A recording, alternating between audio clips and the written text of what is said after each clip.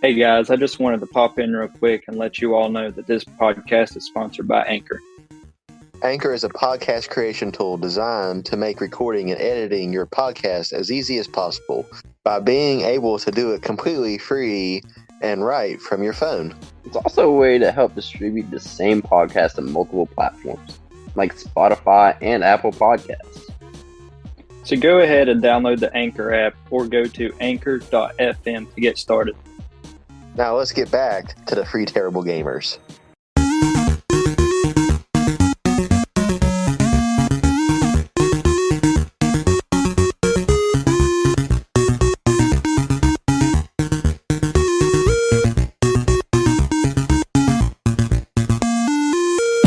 Hey guys, welcome to the 12th episode of Three Terrible Gamers podcast. I am here with just Colin again. Hey guys. Rylan is MIA again, so just remember him. All right, we have a lot to talk about. We took a break last week. I was traveling, and Colin, he's busy this weekend, but he made time where I didn't last week. I like you guys better than Ashton. That's right. But that's all right. We had a lot to catch up, and if we have time, we'll throw in some from this week as well. So let's go ahead and get into it. So a long time ago, it started out that there weren't game exclusive consoles like for the NES or SNES. Now, then, like with the 64 and the GameCube era, they kind of done a little bit of mixing in, and even the Wii some, but they fell out of it with like the Wii U and stuff like that. So what do you think about with the Switch getting a bunch of game exclusive consoles?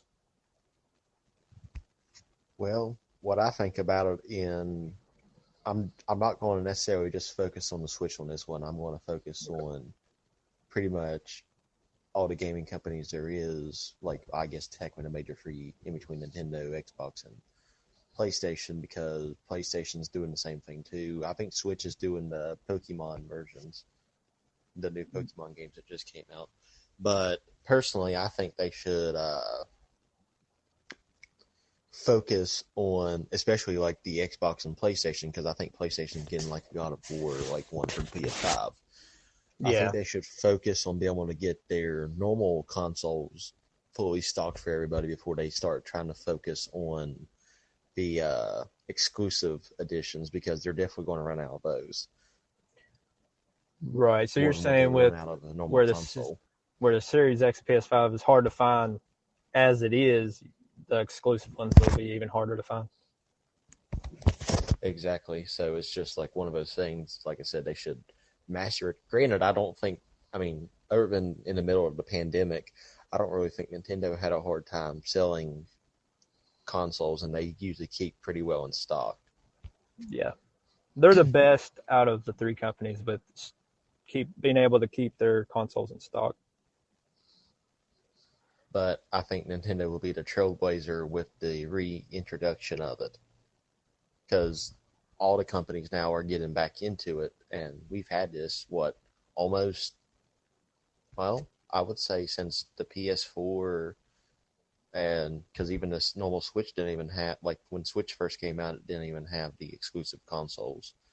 They just slowly introduced like the different Joy-Cons, but right. I think that, so you think it's been since the PS4 and Xbox One era that we've technically haven't had an exclusive consoles. Yeah, because Xbox, they had the Halo Xbox One, and then they had I think it was a Call of Duty Advanced Warfare Xbox One. They had a Gears, I think it was a Gears 5 Xbox One. They have a bunch of different Xbox Ones. Yep. And Sony, I believe they had a Spider-Man PS4 or PS4 Pro, whatever it was, and then some other games. God of War. They had another God of War one. They always do a God of War one anytime there's a new release for it. That's just, it's just a sale for them.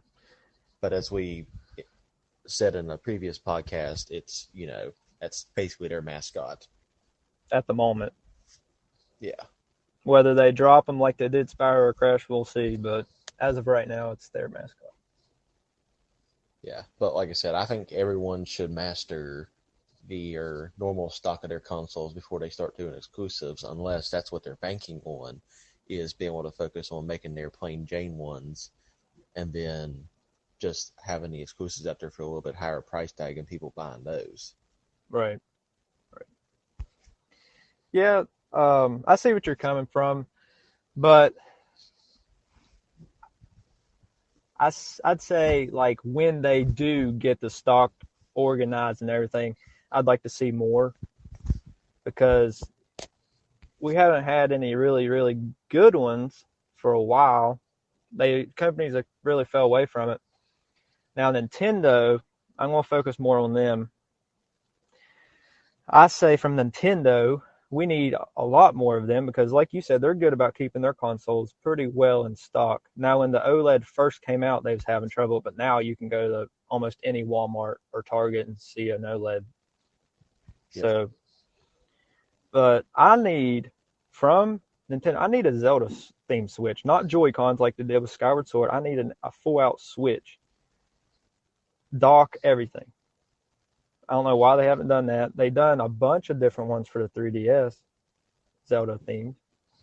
I'm going to say prediction-wise, they'll probably do it with Tears of the Kingdom, since You think their so? reintroduction with Pokemon. Maybe. I'm surprised they didn't Breath of the Wild, but I understand that was a launch title and they, were just trying to get it out the door and everything. So we got a Mario Red Switch. It wasn't the V1 Switch, but it wasn't OLED. It was the V2 with the better battery for the Mario Red Switch. But it didn't have anything really Mario on it. It was just Mario colored. But I still consider that Mario themed.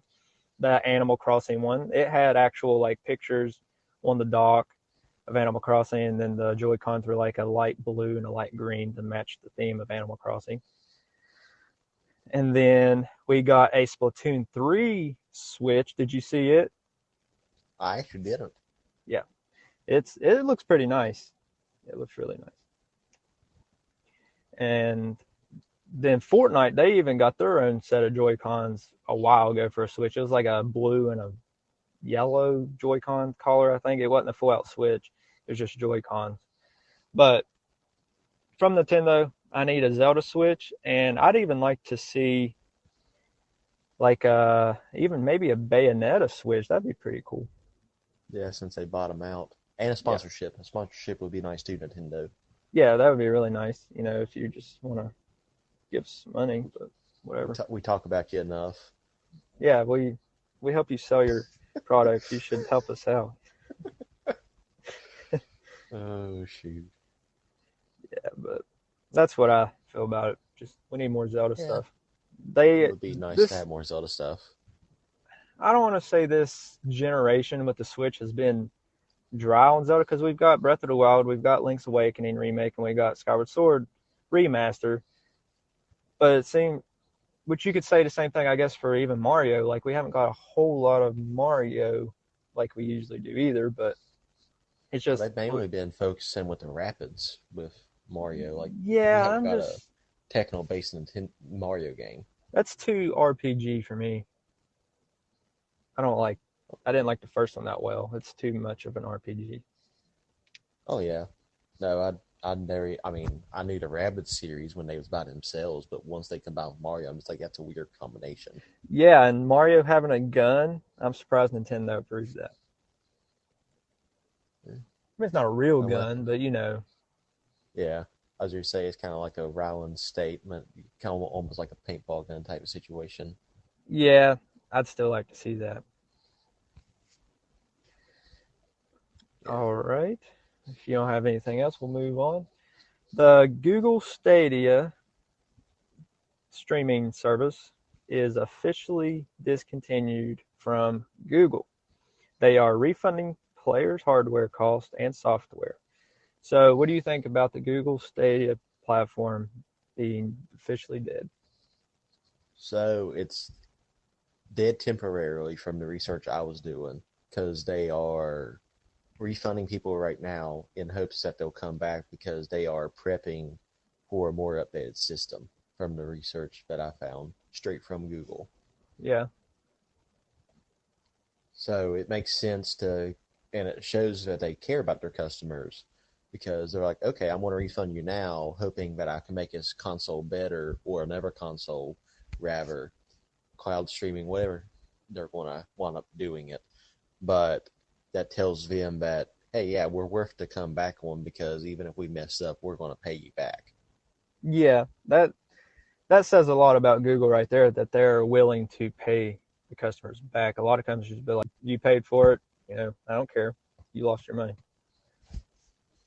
Exactly, and a lot of companies do, and the fact that Google's doing that, if they do manage to come out with another type of game streaming thing in the future, I say a lot more people will go back to it just because of that perk. Yeah. Well, Google Stadia, I think it was, for Google, it was a testing market to be into the video game. Oh, yeah. So them deciding to do it on a cloud streaming service exclusively, like Xbox is doing xCloud, but they still have a console. But Google coming out of the gate with a streaming service, I don't think the world has good enough Wi-Fi everywhere just yet for that to be something that everybody's going to pick up and do. I mean, it is convenient to be able to play, say, Destiny 2 on my iPhone if I just go to Google Chrome and sign up for Google Stadia. That's pretty cool. But not everybody has good enough Wi-Fi to do that just yet in the world. Or not enough cell phone companies have unlimited streaming at no extra cost type of situation as well. Right. Too. There's still companies that allow you to only have like 20 gigabytes a month. Yeah. And then at whatever speed that they have, and then it slows down to like 100, slows down to kilobytes per second afterwards. Yeah, see, it's just the world, I don't think is ready for that yet. In the future, maybe, but cloud streaming and actually playing the game natively are two completely different things. The graphics are so much better natively. It runs smoother natively. Just we're not ready for it yet, and I don't know if I'll ever be ready for that to be the only way for me to play a game. Yeah, because we like having the physical copies. Right. And that's just taking digital a little too far, in my opinion. Yeah, but you think if they was going to take off with it, they would have took off with it because it did release right when the pandemic hit. Yeah, and you think when the pandemic hit, people's not going to go out to stores and buy a physical game, which they could buy it digitally on their consoles, but if they don't have the console, I mean, yeah, you can order stuff online and stuff, but I'm just saying it should have went up more than it did during the pandemic. Yeah, but yet again, it could be also one of those things because anytime there's a quote-unquote new thing, people are hesitant to get it until a lot of people test it out first. Yeah, and Google just has a reputation of, I think that's why a lot of people are afraid. Google has a reputation of trying something out, like any service, trying it out and then just discontinuing it out of the blue because it's not working out for them. They're not making as much money as what they thought. So they're known for doing that with some services. So I think that's why people were hesitant to even try Stadia. Better they didn't want you listening. They didn't want to have Google listen to their conversations while he's playing video games. Yeah. Google and Facebook are pretty bad about being nosy. But yeah, it's that side of point. It's just one of those things to where, like I said, if it was going to do better, like I said, I understand that was their first take at it. So I don't have any doubt that they'll come back and make it better. But until that point, it is dead. Yeah, and they say they may not bring it back. They say they are, but me personally, I don't know if they will because it didn't do as well as what they thought it would. I don't know if they'll bring it back or not because you have to have one of those.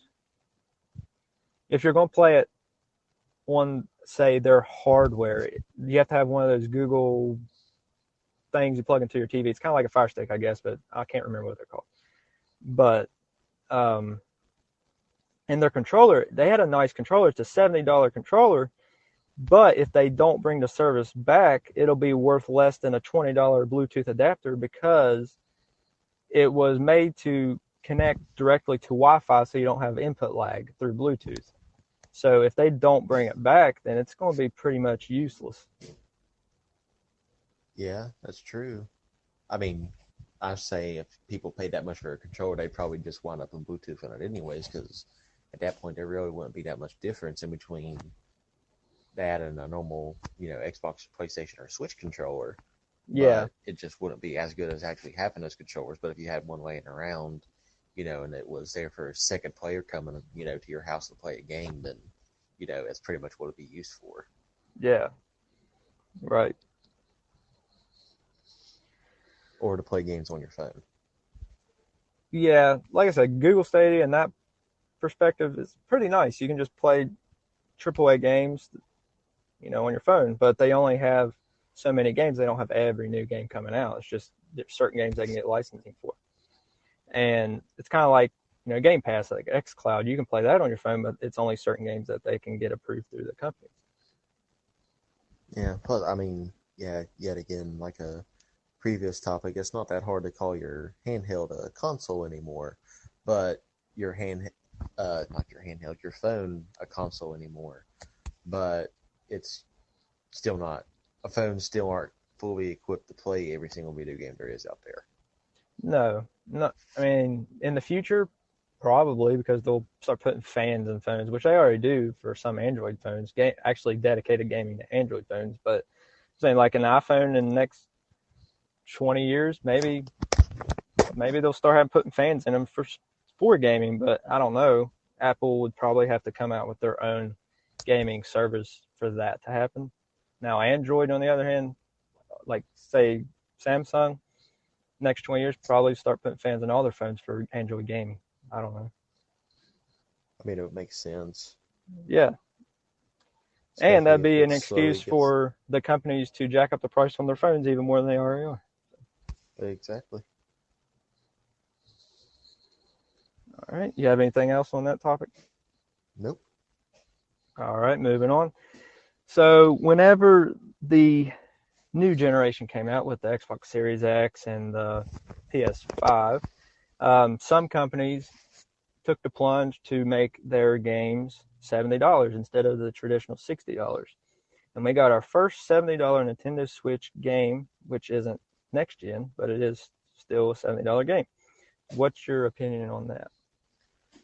Well, the fact that it's a third-party title is stupid. I think Nintendo should make their first $70 game one of their exclusives. Right. Because that makes the most sense. That's what Xbox and PlayStation's doing. Well, I mean, minus the new Assassin's Creed is coming out. Or is that the game we're talking about here? Nope. I'm talking about Skyrim. Oh, yeah, Skyrim. I forgot. Yeah, the fact that it's the Elder Scrolls, right? So it's a remake? Yeah, it's the Elder Scrolls Skyrim Anniversary Edition. That's what it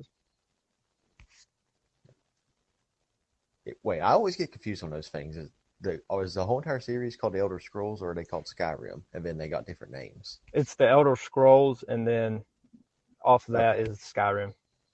And So then they have like the Elden Ring and stuff like that. Yeah. Different one. So yeah, in that case, that being a remake, the little bit of Skyrim that I did play, I wasn't too fond on. Robert came over and played it at my house one time and showed me what it was because he really enjoyed that game. But for me, I couldn't get into it, and I prefer to save it and get that weird look from people saying that I get from saying that I've never played it before. Yeah, see, I'm the same way. I never got into Skyrim. I know some people were die-hard Skyrim fans, and they just played it all the time. It's old. Like, I don't even know when it came out, but it's probably going on, probably 10 years or close? I would feel comfortable saying that. Okay. I'll give you an exact answer. Okay. Skyrim release date 2011, so it's 11 years. Okay, so I was pretty close. All right. So, and then back then, open world games aren't what you're used to open world games nowadays. So back then, Skyrim was like one of the first open world games that we're used to nowadays. So it was a huge thing, and everybody was playing it, everybody loved it. And me, I just couldn't get into it. So them coming out probably now, could get into it now since maybe we are open world games, but at the time, yeah, it was too much to handle. We still preferred the simplicity of games. right. And am I paying $70 for it? No, I'm not. That's right too. That's the For an reason why 11-year-old game? No. Yeah, I'm not paying $70 for an 11-year-old game. And I believe it's a port build up too, so it's not even built Like up from remade the or ground anything. Yeah. Not even, I mean, they might have bumped it up a little bit, but not putting a whole lot of work and time into it. Yeah. Bad, and you think it would have released on the PlayStation 3 and Xbox 360. So, in saying that, with the Switch, I guess in handheld mode, it would be the same as what it was on those consoles. Yeah. I don't understand that. And with Skyrim being the first to do it, do you think developers or even Nintendo themselves will start trying to sneak in a $70 game here and there on the Switch? I don't doubt it at all, because obviously that's $20 more per game that they're going to get. Well, Right. $10 more a game they're going to get. Yeah. So do you think it'll stay with third party, or do you think Nintendo will even try to say Tears of the Kingdom, $70?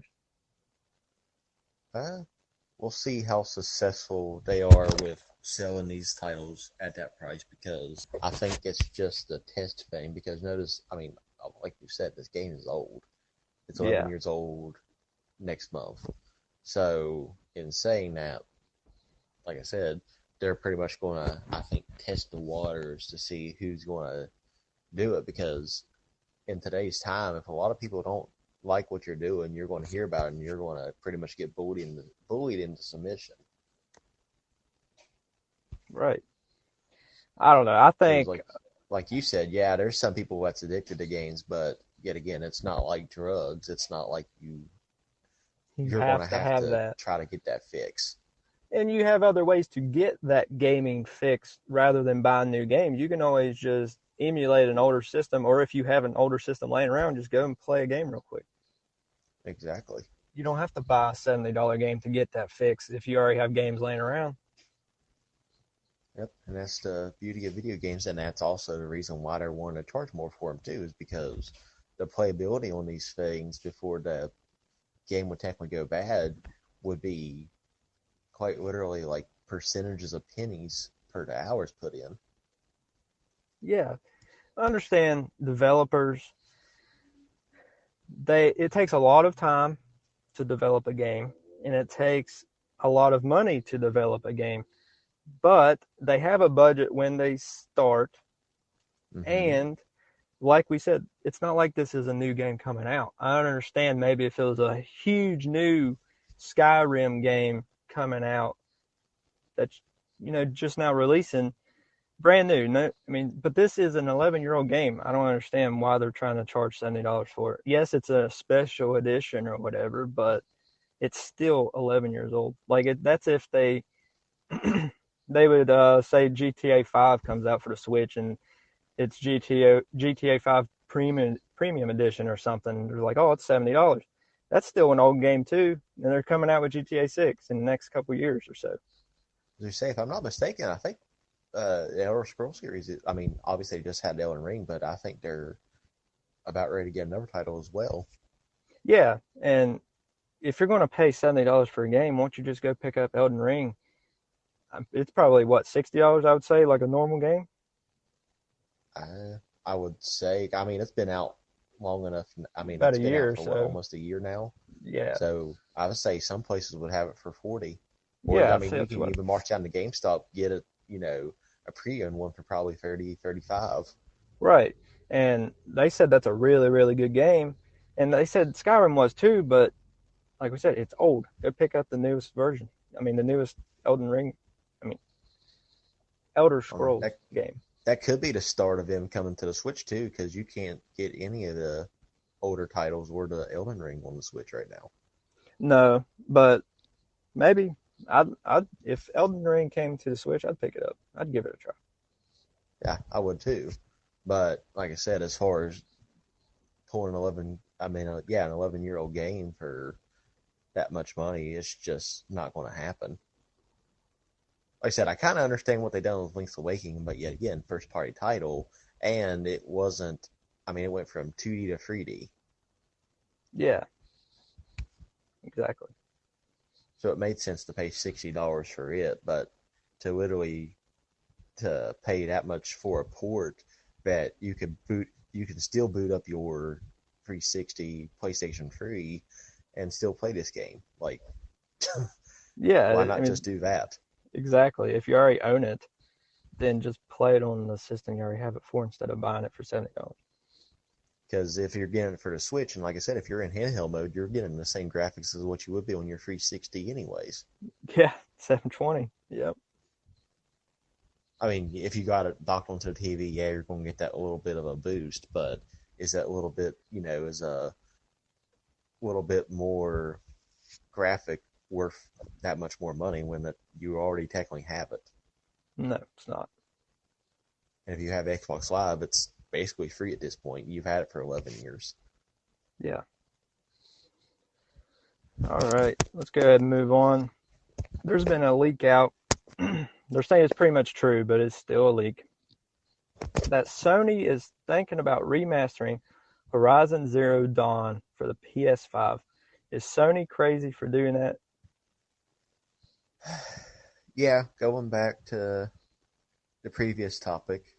So it makes sense for Skyrim to have a remake. Granted, $70 price point isn't that right for that price, but Right. Zero Dawn has only been out for 5 years. Yep. Yeah, February 28th, 2017. Yeah, so it's only been out for 5 years. So it's definitely too soon for a remaster, and it would make sense just to port it, and you'd probably get more sales, unless yet again they're trying to get a $70 price tag out of it, which isn't surprising because Sony has the most $70 games right now. Right. Yeah, I seen that. It should be a port. Yeah, I seen that. And I was like, it hasn't been out that long. Now it looks like an amazing game. We aren't PS4 players, so we never played it, or at least I don't think you have. But I haven't. I've always wanted to try it. I thought about getting a PS4 just to try out this game because it looked awesome. It's like robot dinosaurs and stuff. It looked amazing. But it's only been out, like I said, 5 years. So why are you trying to remaster it? Unless, like you said, they're going for that $70 price tag.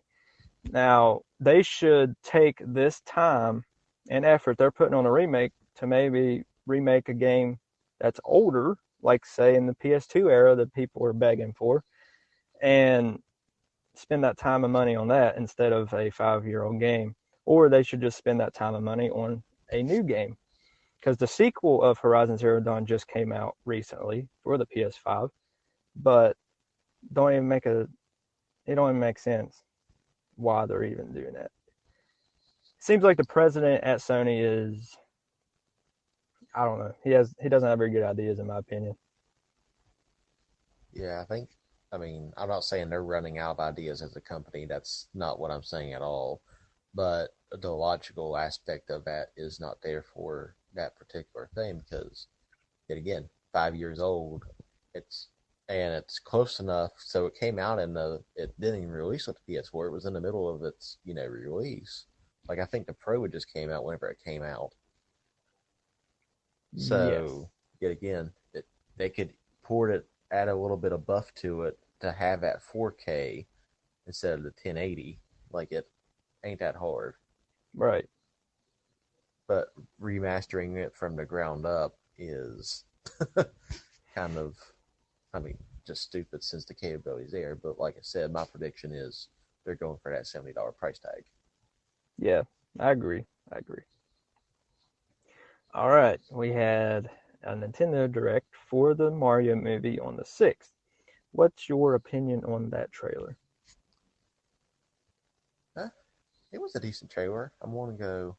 Well, the kids are still too young. I don't know if I'll necessarily go watch it in theater or not. I know you're the I'll movie definitely critic. watch it as soon as it comes out on streaming, even if I gotta rent it. Right.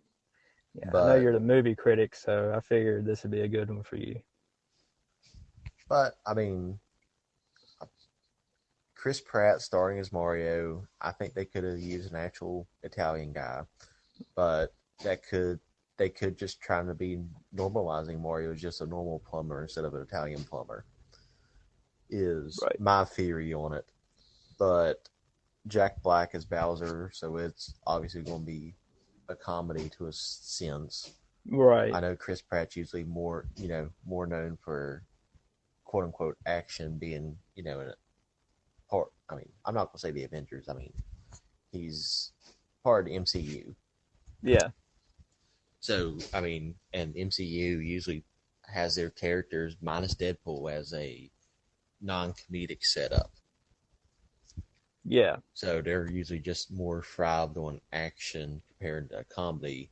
And the fact that you paired him up with Jack Black, which is a known comedian and funny guy for all the movies that he plays in, I think it'll be a good match for him. But, just the overall tone of it, the graphics, like I said, they're super good graphics. But I think you should never outpass what your video games look like, which they do. Right. Yeah.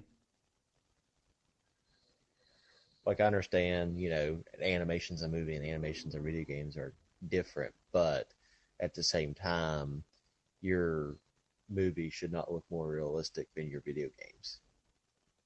So you're saying they should tone it down a little bit?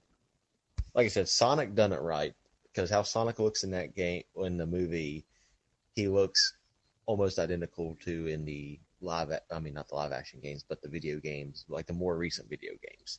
Yeah. Like, that's a good combination. But Mario looks more cut and dry than what the Mario Odyssey does. Right. I agree with that. Yeah, I think it's going to be an amazing movie. And when I seen Chris Pratt as Mario, I was surprised because, don't get me wrong, I love Chris Pratt as an actor. He does an amazing job in all the movies he does. But just when I think Chris Pratt, I don't think Mario, because, like you said, he's not Italian.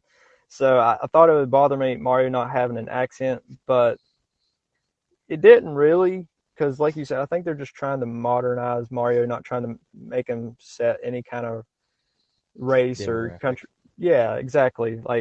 So I think Jack Black as Bowser, what we've seen, it might be a little bit more funny, but I think his voice fits Bowser with the little bit that I've seen. I didn't think it would, but I think it does after seeing the trailer, because just how, I guess, evil he sounds when he's doing Bowser, it just fits, I think. So, good job on Bowser, but Chris Pratt, I think they could have found somebody else, but still, Chris Pratt, he does a good job in all of his movies, so I think he'll still do a good job. It's just not what we're used to seeing with Mario. Oh, definitely not. I mean, it's a huge jump from Star-Lord to Mario. I mean, still both, technical, made-up characters. That's what they have in common, but yet again, they're so far apart from what type of movie that it is. Right, and the fact that he's just voice acting and not actual physical acting. Right, yeah. But, Nintendo had to approve all of the actors and everything, so they approved it. So, I guess they know what they're doing. They still missed a shot because they could have used Bowser as Bowser, their president in America. Yeah, they could have. You think that's why they made him president? Obviously the guy worked with the company for a while. He didn't just go in and do it, but it is kind of ironic that the American president of Nintendo his last name is Bowser. Yeah, it was pretty cool. That was pretty cool. I think it is pronounced differently than actual Bowser, But Everybody says Bowser though when they're talking yeah, about it. because it's spelt the same way, but I think it's pronounced Bowser. Oh. But still, it's spelt the same way, so it's just like, why not play that guy? Because you'll have that connection right there. But like I said, I'm a huge Jack Black fan, so I think Yeah. it'll work out perfectly fine. Summer said in our comments here, she said they picked them because they are both hilarious. So, like you said, they're going for that comedy, maybe, than an actual serious Mario movie. Which I think anything will be better than what they had in the 80s. Oh, that was awful. That was awful. Graphics are already better, but we'll see how the rest of the movie plays out. Yeah, I think it'll work out. And then I'm hoping this will open a door to a Zelda movie. I think Netflix is already flirting with that idea with Tom Holland as Zelda on Netflix. Tom Holland needs to go somewhere. He's not even a good Spider-Man. Well, you think that's another technical MCU person flirting around with Nintendo. Yeah, he's not even good at being Spider-Man, so how's he going to be Link? That's my opinion. Yeah. A lot of people love him. I just don't. I like the first round of Spider-Man with, what was it, Tobey Maguire or something like that. But yeah, he was the best, in my opinion. I mean, yet again, you ask Rowan who the best Spider-Man is. If he was in here with us, he would definitely not agree with us, but it's the generation he was born in. Yeah. All these little kids need to go back and watch good movies. Oh, shoot. Well, what's bad, Rowan is the one that's watched all of them, probably more than what we have combined. Yeah, you're right. You're probably right, because he's always loved superheroes. That was his favorite superhero growing up. Yeah. All right. But yeah, it was definitely just rumors, as Summer said, with the Tom Holland being Link in, not Zelda. It'd be kind of funny if they did make him Zelda, though. That would be more comedic, I think. That'd be more fitting. He looks like a girl, as scrawny as he is. They have him as Link in the Netflix series of what all the rumors are going around. Yeah, I don't know if that'll go through. Like I said, it's just rumors, but I'd love to see an actual movie like they're doing with the Mario. But all right, moving on. The Dead Space Remake Collector's Edition. Did you see that? I did. Not until you sent me what we were supposed to be studying for, but I did. Do you think it is overpriced for a remake? I mean, yeah, the game's a remake, remaster, whatever it is, but you get all kinds of stuff with it. Like, I think there's like 13 total items that came with it. So, I mean, for the economy nowadays, $275 isn't actually that bad. Am I going to go out there and pay for it? No. But is it a bad deal for all the stuff that you do get? It's not a bad deal. Yeah, and I took a screenshot of everything that it includes, and everything that it includes, you know, it's reasonable what they're asking for. So this is for the Xbox edition, but you can get it for PS5 or whatever. But the physical copy of the game, and then you get a Dead Space Collector's Edition box. You get an Isaac helmet, full-size wearable helmet with working lights. And then you get a Dead Space CD soundtrack. You get a lithograph print, foil stamped lithograph folio, 4 mini posters, and then you get a patch, a marker enamel pen, metal 4-inch marker statue, and a Dead Space steelbook. So including all of that, even just the helmet itself with working lights, that's awesome.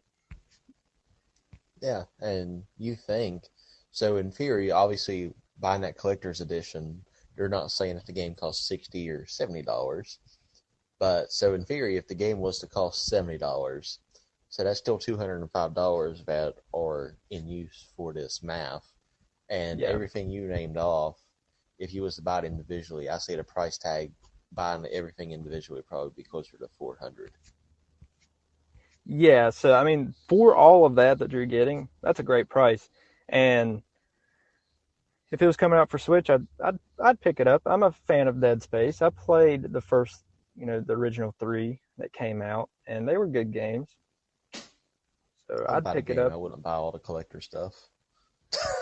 Yeah, collectors. I only get collectors in certain circumstances. Like I wanted the Link's Awakening collector's edition, but for one, I didn't have the money, and two, the one America got versus the one that Europe got. America got the sucky one, and Europe got the better one, so I didn't pick it up. But yeah, the Dead Space collector's edition looks awesome, and we will have an affiliate link soon on that, so keep watch for that. That's right. Don't cost you an extra dime. That's right, and it helps us out. All right, moving on real quick. Trying to move through these a little fast. There was a new Need for Speed game coming out. Well, the release trailer says it's coming out soon. It is called Need for Speed Unbound, coming out December 2nd, 2022. What's your take on that? I mean, timeline of all the Need for Speeds coming out, it matches up with everything else because it comes out 3 years after Heat. I think before Heat it was 3 years, which they used, like back when they first started, back when we was growing up, they was releasing every year and a half to 2 years. Yeah. But obviously games have got bigger over time and everything else, so I mean, it's been 3 years since the last one. Granted, I haven't played a Need for Speed since Hot Pursuit 2 on the GameCube. Okay. But I mean, they still have their place. I mean, I'm still more of a Forza person in today's time. Me too.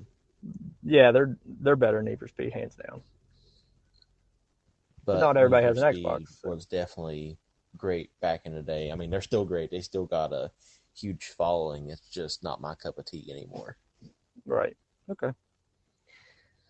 So in recent years, there's not been a lot that EA has done right. They seem to be messing up a lot and screwing players over, but they usually do a good job with Need for Speed. I will say that the character models look cartoony compared to the car models, but that's fine. You don't see the people a whole lot, so it's pretty cool. I might pick it up, depending, but I might wait for a sale. I'll say that. I'm not gonna pick it up launch day or nothing. I'm not gonna pre-order it, but I may wait for a sale and pick it up and just try it out, do a review on it or something. But if you guys want to pick it up, we'll have a link to it down below. Oh yeah, for sure. Be looking out for that. But real quick, there's 2 right answers to this question. What is the best Need for Speed game? Just go ahead. There's 2 right answers? That's 2 right answers. No, it's not. There's 2 right answers. Need for Speed Hot Pursuit 2. Mm-hmm. What's the second one? All right, Need for Speed Hot Pursuit 2 and Need for Speed Undercover are the 2 best. Okay. That's not an opinion, that's a fact. That's a fact. I watched you guys play it. I've never played it. On the 360, it was amazing. It was so good. But Need for Speed Hot Pursuit 2, I poured hours and hours into that game on the GameCube. Yeah. Plus, that was the first one where you could switch in between being a driver and being a cop, wasn't it? I believe so. Which they did remake Hot Pursuit 1, so I'm hoping that EA will come out and remake Hot Pursuit 2. I'm hoping. But it being EA, probably not. I mean, yet again, that other than their every year Madden, that's really the only game they're ever successful on. Yeah, I mean, and if you count The Sims, I hate The Sims, but Summer, listening right now, she loves The Sims. She'll buy every one that comes out if I'd let her. But Sims is a terrible game, but Summer loves it. I mean, I never really got into The Sims. I think I only played it once, and I think Elijah had it and put it in my GameCube and played it one time. And it was cool for what it was at the time, but I have a hard enough time living in natural life, let alone trying to keep somebody virtually alive. I know. And we're going over, but it's fine. Just real quick, we'll get a piece of this week's news in. I don't know if you've seen it, but I'm hoping it'll be a surprise to you. Bayonetta 3 coming out this month. Mm-hmm. Okay. So yes. So did you see that the original voice actor for the first two Bayonetta games and for Smash Ultimate is not returning because Platinum Games was only going to pay her $4,000 to voice act Bayonetta 3. So she is requesting everybody to boycott Bayonetta 3 because she's not in it. What do you think about that? I actually seen it. I didn't really pay attention to it just because I kept on scrolling because I was actually doing research for the other topics. But Okay. I did see where that was a thing. And I mean, she's being kind of greedy at that point just because she is voice acting. I mean, it's not like it's a mainstream movie. Yeah, she's famous. She's made Bayonetta famous for the voice. But as far as me playing that game, I play it for the hack and slash of it. I don't play it because For the voice? her voice. Right. Like, I could play that game on silent and I would still get as much enjoyment out of it because half the time I'm reading the story as it goes anyways. I got the little subtext at the bottom, so I'm still going to be catching what's going on. I don't necessarily have to hear her talk to do it. And like I said, it's not really like she says much in the game. Yeah, if you're actually paying attention to the story, but yet again, it's a hack and slash game. It's not like it's a Zelda where you actually have to read and figure out where you're going with it. You just hack and slash and you're going to eventually go down to where you need to go down to. Right. Yeah. But I mean, the gaming company is being cheap by not paying her more, especially in today's time. But it's not like she says more than 10 quotes anyways throughout the whole entire subject of the game. Right. And I did see a lot of people online that were so mad about this. They showed a screenshot of them canceling their pre-order and stuff. But in the long run, I don't think it'll affect sales that much because, like you said, who buys a game because, oh man, this woman is voice acting in this game. I got to pick it up. That's not why people buy games. They buy it for the experience, not for the voice. So eventually, I mean, I'm not going to say most, but a lot of gamers don't even follow gaming news. So they're not even going to know that she was ripped off, only going to get $4,000 or whatever. So they're going to pick up the game because it's Bayonetta 3, not because of who's voice acting it. Yeah. And like PlayStation disbanding whoever voices the God of War character and, not paying him as much, you're still going to buy God of War because it's a hack and slash. Because people love the game. You're going to pick it up. If you love that style of game, you're going to buy it regardless. And that's just business as usual. Really, is it sad? Yeah, ripping off people is sad, but that's just business. Businesses do that. They save money where they can. So, but where they're licensed to the character, they may not even really need her voice near as much because they can just pull from the other two games. Right. They can play from the pre-recorded because they own the rights to her. Right. They own the rights to her voice in those first two games.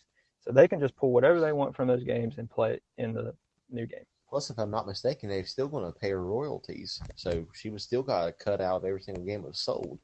Yeah, and she would have got $4,000 up front. I mean, that's probably not a lot for voice acting. Money up front, but in reality, if she was getting royalties from the game, like I read, it's and usually Bayonetta sell a lot of titles. Yeah, especially since it's going to be on the Switch now. It's exclusive to the Switch. Time it releases on all the consoles, she would make her money. Yeah. So I mean, it's just a stupid thing for her to ask people to boycott. Some will, because people are like that. Some people will, but is it going to affect the sales that much? No, I don't think so. Will I still buy it? Yes, eventually. Speaking of sales, check it out on the link below because we are going to put it down anyways for the pre-order. Oh, it's down. It's in there. Don't you forget about it. We agree with paying people, but at the same time, it's just as Ashton said, it's business. So Right. buy the game. Buy the From our game. link. Buy the game from our link. Don't buy it from just Amazon. Don't buy it from GameStop. Buy it from Well, I us. mean, you will be buying it from Amazon, but you'll be buying it from our affiliate with Amazon. Right. So, yeah, do that. Pre-order it through Amazon, through us. But like Summer said in the comment below, she said that it sounds like she's being a little prideful. She says she gets the pay issue, but at the same time, people are still going to play it if someone else voices that character. And that's true. That's what we're saying. Just nobody buys the game because a specific person is voice acting the game. No, you go watch movies for that. You don't go play video games Right. for that. So you're saying nobody's going to buy the Guardians of the Galaxy game because Chris Pratt wasn't the voice actor in it? Exactly. So people bought Guardians of the Galaxy the game because it's a good game, not because whoever is voice acting or is not voice acting. I don't believe any of the characters in Guardians of the Galaxy game are the actual actors in the movie. Nope, not particularly, not usually. So Like, yeah, maybe a Deadpool video game will probably have Ryan Reynolds, but that just Yeah. fits. But other than that, that's really the only reason. right. Which I I don't think get the it. most recent Deadpool game that came out in like 2010 don't even have him voice acting. Usually they just get whoever for games because nobody really cares. That, and I mean, basically, as far as humans go, from basically a baby, we learn how to mimic. So, I mean, with any training, you can pretty much try to almost sound like anybody there is. Right, exactly. Close enough to get by for a video game, anyways. Yep. All right. You have anything else? Nope. I believe that's all we got time for, though. Oh yeah, we went over, but that's all right. It was our first one, making up for, I guess, 2 weeks, I guess. So Yeah, that's yeah. about right. Yeah, just go subscribe to us on YouTube, follow us on Instagram, all of that social media stuff, and just if you're gonna buy a new game, use our affiliate links. It helps us out at no additional cost to you. And go listen to Furious Quick, go listen to Rylan on YouTube, or watch it rather, but go subscribe to him. It helps him out. And that's it. Join our TikTok too, even though we haven't done any physical videos, but when we do, we're going to post them and cut them down to it. Yep. This is our first live audio. We're working our way up to videos. We're just doing audio right now, but eventually we'll get there. We should be like that one YouTuber that waited like 7 years to show the audience their faces. Yeah. Or even when we do the live video, we can just do from like the neck down or something. Not even show our face. That's right, just show them our titties. That's right. You like titties. I know you do. All right. Later, guys. See you guys.